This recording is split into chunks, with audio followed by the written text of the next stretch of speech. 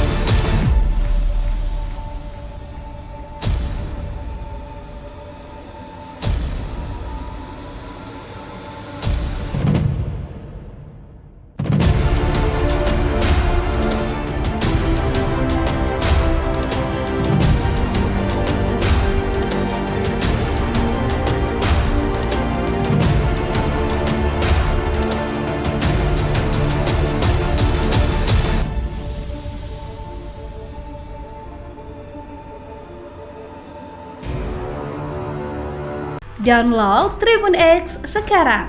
Menghadirkan lokal menjadi Indonesia.